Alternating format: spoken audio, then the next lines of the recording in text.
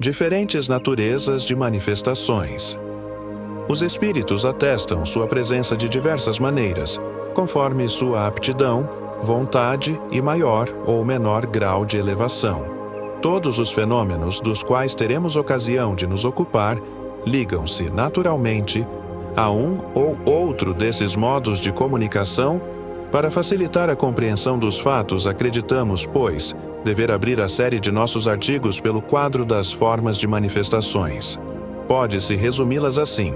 Primeiro, ação oculta, quando nada tem de ostensivo. Tais, por exemplo, as inspirações ou sugestões de pensamentos, os avisos íntimos, a influência sobre os acontecimentos, etc. Segundo, ação patente ou manifestação, quando é apreciável de uma maneira qualquer. Terceiro, manifestações, físicas ou materiais, são as que se traduzem por fenômenos sensíveis, tais como ruídos, movimento e deslocamento de objetos. Essas manifestações frequentemente não trazem nenhum sentido direto.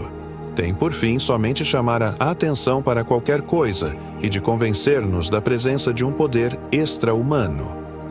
Quarto, manifestações visuais ou aparições, quando o espírito se mostra sob uma forma qualquer, sem nada possuir das propriedades conhecidas da matéria.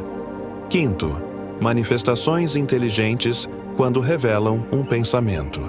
Toda manifestação que comporta um sentido, mesmo quando não passa de simples movimento ou ruído, que acusa certa liberdade de ação, que responde a um pensamento ou obedece a uma vontade, é uma manifestação inteligente. Existem em todos os graus. Sexto, as comunicações são manifestações inteligentes que têm por objetivo a troca de ideias entre o homem e os espíritos. A natureza das comunicações varia conforme o grau de elevação ou de inferioridade, de saber ou de ignorância do espírito que se manifesta, e segundo a natureza do assunto de que se trata. Podem ser frívolas, grosseiras, sérias ou instrutivas. As comunicações frívolas emanam de espíritos levianos, zombeteiros e travessos, mais maliciosos que maus, e que não ligam nenhuma importância ao que dizem. As comunicações grosseiras traduzem-se por expressões que chocam o decoro. Procedem somente de espíritos inferiores, ou que se não despojaram ainda de todas as impurezas da matéria. As comunicações sérias são graves quanto ao assunto e a maneira por que são feitas. A linguagem dos espíritos superiores é sempre digna e isenta de qualquer trivialidade. Toda comunicação que exclui a frivolidade e a grosseria, e que tenha um fim útil, mesmo de interesse particular, é, por isso mesmo, séria. As comunicações instrutivas são as comunicações sérias que têm por objetivo principal um ensinamento qualquer dado pelos espíritos sobre as ciências, a moral, a filosofia, etc. São mais ou menos profundas e mais ou menos verdadeiras, conforme o grau de elevação e de desmaterialização do espírito. Para extrair dessas comunicações um proveito real, é preciso sejam elas regulares e seguidas com perseverança. Os espíritos sérios ligam-se àqueles que querem instruir-se e os secundam, ao passo que deixam aos espíritos levianos, com as suas facécias, a tarefa de divertir os que não veem nessas manifestações senão uma distração passageira. Somente pela regularidade e frequência das comunicações é que se pode apreciar o valor moral e intelectual dos espíritos com os quais nos entretemos, assim como o grau de confiança que merecem. Se é preciso ter experiência para julgar os homens, mais ainda será necessário para julgar os espíritos. Diferentes modos de comunicação. As comunicações inteligentes entre os espíritos e os homens podem ocorrer por meio de sinais, pela escrita e pela palavra. Os sinais consistem no movimento significativo de certos objetos e, mais frequentemente, nos ruídos ou golpes desferidos. Quando os fenômenos comportam um sentido, não deixam dúvida quanto à intervenção de uma inteligência oculta, porquanto, se todo efeito tem uma causa, todo efeito inteligente deve ter uma causa inteligente. Sob a influência de certas pessoas, designadas pelo nome de médiuns, e algumas vezes espontaneamente, um objeto qualquer pode executar movimentos convencionados, bater um número determinado de golpes e transmitir assim respostas pelo sim, e pelo não ou pela designação das letras do alfabeto. Os golpes também podem ser ouvidos sem nenhum movimento aparente e sem causa ostensiva, quer na superfície, quer nos próprios tecidos dos corpos inertes, em uma parede, numa pedra, em um móvel ou em outro objeto qualquer. De todos esses objetos, por serem os mais cômodos pela mobilidade e facilidade com que nos colocamos à sua volta, as mesas são os mais frequentemente utilizados. Daí a designação do fenômeno em geral pelas expressões bastante triviais, de mesas falantes e de dança das mesas, expressões que convém banir, primeiro porque se prestam ao ridículo, depois porque podem induzir em erro, fazendo crer, neste particular, que elas tenham uma influência especial.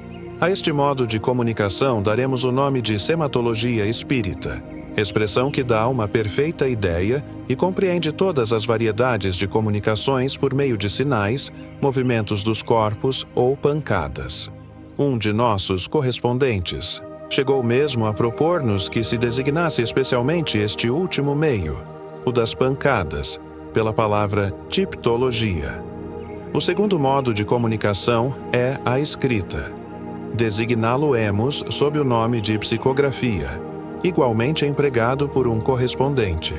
Para se comunicarem pela escrita, os espíritos empregam, como intermediários, certas pessoas, dotadas da faculdade de escrever sob a influência da força oculta que as dirige e que obedecem a um poder evidentemente fora de seu controle. Já que não podem parar nem prosseguir à vontade e, no mais das vezes, não têm consciência do que escrevem. Sua mão é agitada por um movimento involuntário, quase febril. Tomam o lápis, malgrado seu, e o deixam do mesmo modo. Nem a vontade, nem o desejo podem fazê-la prosseguir, caso não o deva fazer. É a psicografia direta. A escrita é obtida também pela só imposição das mãos sobre um objeto disposto de modo conveniente e munido de um lápis ou qualquer outro instrumento apropriado a escrever. Geralmente, os objetos mais empregados são as pranchetas ou as cestas, dispostas convenientemente para esse efeito. A força oculta que age sobre a pessoa transmite-se ao objeto, que se torna, assim, um apêndice da mão, imprimindo-lhe o movimento necessário para traçar os caracteres. É a psicografia indireta. As comunicações transmitidas pela psicografia são mais ou menos extensas, conforme o grau da faculdade mediadora. Alguns não obtêm senão palavras. Em outros, a faculdade se desenvolve pelo exercício. Escrevem frases completas e, frequentemente, dissertações desenvolvidas sobre assuntos propostos ou tratados espontaneamente pelos espíritos sem que se lhes tenha feito qualquer pergunta. Às vezes a escrita é clara e legível. Em outras, só é decifrável por quem a escreveu e que a lê por uma espécie de intuição ou dupla vista. Sob a mão da mesma pessoa, a escrita muda, em geral, de maneira completa, com a inteligência oculta que se manifesta, e o mesmo tipo de letra se reproduz cada vez que a mesma inteligência se manifesta. Esse fato, entretanto, nada tem de absoluto. Os espíritos transmitem por vezes certas comunicações escritas sem intermediário direto. Os caracteres, neste caso, são traçados espontaneamente por um poder extra-humano, visível ou invisível. Como é útil que cada coisa tenha um nome, a fim de nos podermos entender, daremos a esse modo de comunicação escrita o de espiritografia, para distingui-la de psicografia, ou escrita obtida por um médium. A diferença entre esses dois vocábulos é fácil de apreender. Na psicografia, a alma do médium desempenha necessariamente um certo papel, pelo menos como intermediário, ao passo que, na espiritografia, é o espírito que age diretamente por si mesmo. O terceiro modo de comunicação é a palavra. Certas pessoas sofrem nos órgãos vocais a influência de um poder oculto que se faz sentir na mão daqueles que escrevem. transmitem pela palavra o que outras transmitem pela escrita. As comunicações, verbais como as escritas, ocorrem algumas vezes sem intermediário corpóreo. Palavras e frases podem ressoar aos nossos ouvidos ou em nosso cérebro, sem causa física aparente. Os espíritos podem, igualmente, aparecer-nos em sonho ou em estado de vigília, e dirigir-nos à palavra para nos dar avisos ou instruções. Para seguir o mesmo sistema de nomenclatura que adotamos para as comunicações escritas, deveríamos chamar a palavra transmitida pelo médium de psicologia e a originada diretamente do espírito de espiritologia. Porém, a palavra psicologia já tem uma acepção conhecida e não a podemos distorcer. Designaremos, pois, todas as comunicações verbais sob o nome de espiritologia. As primeiras pelas palavras espiritologia mediata e as segundas pelas de espiritologia direta. Dos diferentes modos de comunicação, a sematologia é o mais incompleto. É muito lento e não se presta senão com dificuldade a desenvolvimentos de uma certa extensão. Os espíritos superiores dela não se servem voluntariamente, seja por causa da lentidão, seja porque as respostas por sim e por não são incompletas e sujeitas a erro. Para o ensino preferem os meios mais rápidos, a escrita e a palavra.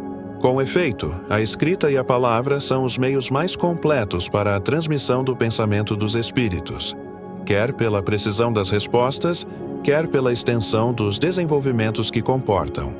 A escrita tem a vantagem de deixar traços materiais e de ser um dos meios mais adequados para combater a dúvida. De resto, não se é livre para escolher. Os espíritos comunicam-se pelos meios que julgam apropriados. Isso depende das aptidões.